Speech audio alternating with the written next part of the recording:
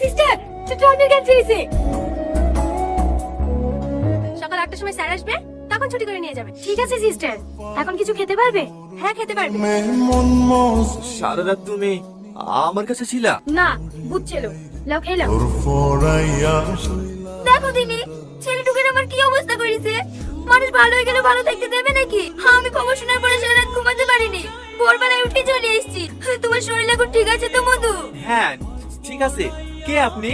আমাকে চিনতে পারছো না? আমি তোমার চাচি। মনে পড়ছে না? গত পরশুদিন 2 লাখ টাকা দিয়ে আমার মেয়ের বিয়ে দিলি। আপনি কোনো চিন্তা করেন না চাচি, বিভাগ কিছুতে কি হয়েছে? সব থেকে ভালো জায়গায় মনে বিয়ে দেবো। রাকেশ, প্লেন চাষি, এই 2 লাখ টাকা রাখেন। এতগুলো টাকা?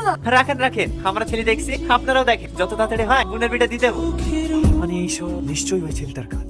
এখন শরীর কেমন আছে দাদা? কি হলো দাদা, কি ভাবছেন?